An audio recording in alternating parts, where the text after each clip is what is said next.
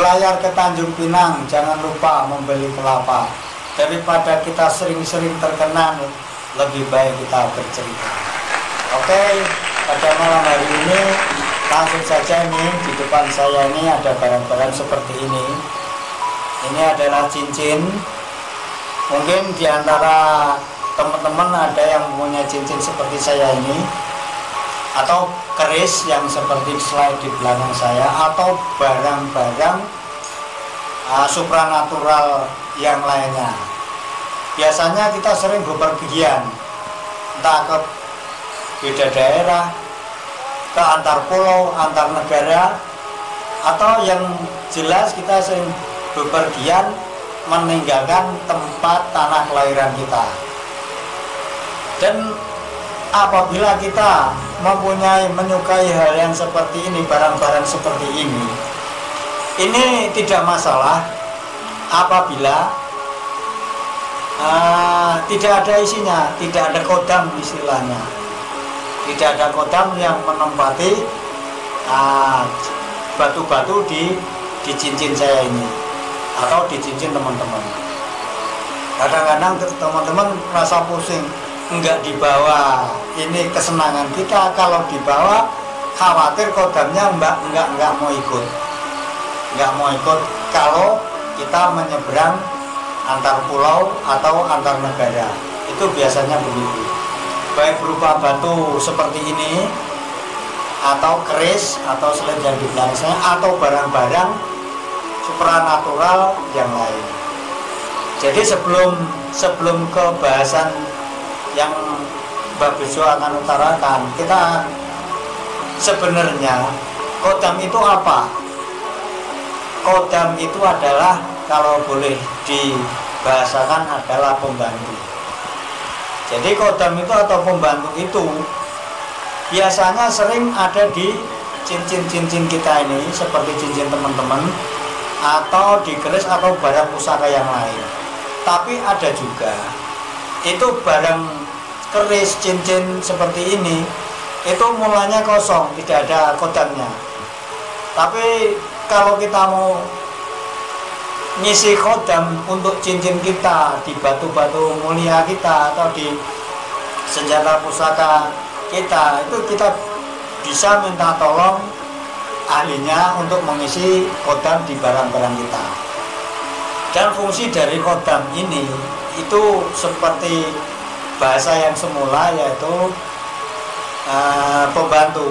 Dia membantu orang yang membawa barang tersebut. Ini untuk teman-teman yang suka dunia supranatural sudah paham, tidak perlu disebutkan yang panjang-panjang. Tapi bagi yang belum tahu bahwa kodam ini fungsinya adalah dia menjaga orang yang membawa cincin di mana kodam itu berada.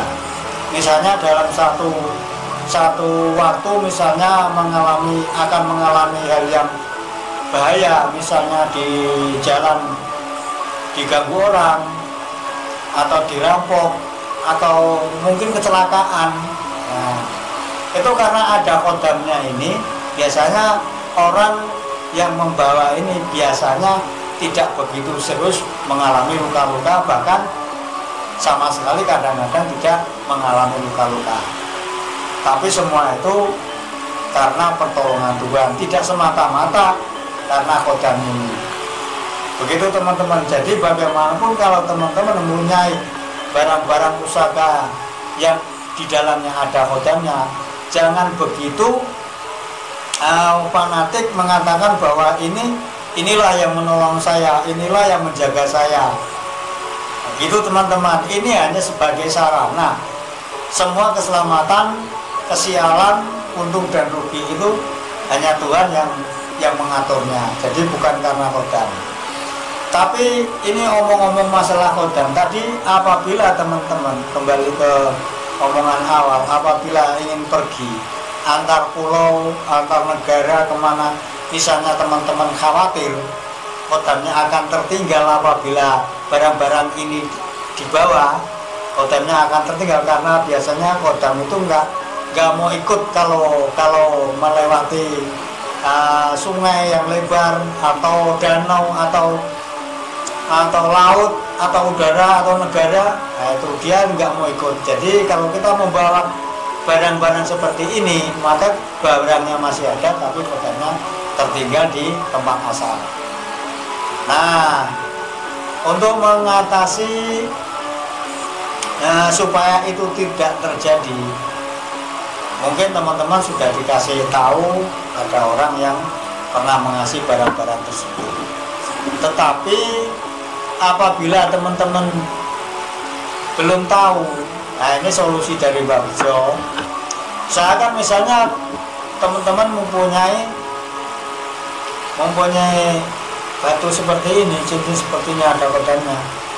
Sebelum teman-teman pergi menyeberangi laut atau menaiki pesawat yang menuju ke daerah lain di luar negeri atau bagaimana, itu teman-teman ini cincin atau batu mulia atau senjata apapun, pusaka yang masih kecil yang berupa kecil-kecil seperti ini, apabila sempat itu diusahakan teman-teman mengambil tanah di daerah asal teman-teman, kemudian dimasukkan ke kain atau kotak atau apa yang bisa dibungkus, kemudian barang ini, cincin ini, permata ini kita masukkan ke dalamnya, ke dalam kotak yang sudah terisi tanah di mana asal kita.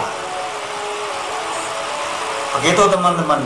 Apabila itu sudah dimasukkan kemudian dibungkus secara rapi, pasrahkanlah kepada Tuhan Yang Maha Kuasa. Semoga barang ini sampai tempat kita tujuan nanti tetap dalam keadaan masih utuh luarnya, utuh di dalamnya. Itu teman-teman. Begitu juga misalnya keris seperti slide yang saya tampilkan di belakang ini. Itu ada misalnya keris apa? Misalnya Nogososro atau Kebolajer atau dan yang lain-lain, itu bisa dibungkus dengan kain kuning atau kain putih menurut permintaan si kodam yang menempati barang pusaka tersebut.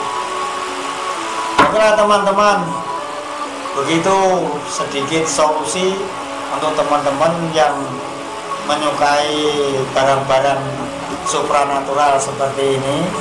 Apabila teman-teman ingin bepergian keluar daerah, luar negeri, antar pulau, menyeberangi laut, menyeberangi udara, buktikan teman-teman. Ya itu tadi, itulah solusi dari Mbak Bejo. Semoga perginya teman-teman merantau, mencari uang, mencari rezeki, mendapatkan berkah dari Yang Maha Kuasa. Barang-barang seperti ini cuma hiasan, bukan sebagai piagel yang betul-betul menjaga kita. Walaupun memang itu kadang-kadang ada kodamnya, tapi semua keselamatan itu ada di tangan Yang Maha Kuasa. Okelah teman-teman, sedikit dari Mbak Bejo, semoga bisa menjadi solusi apabila ingin bepergian ke daerah lain. Kalau ada sumur di ladang, boleh kita menumpang mandi. Kalau ada umur kita panjang, mungkin kita bisa ketemu lagi. Selamat malam.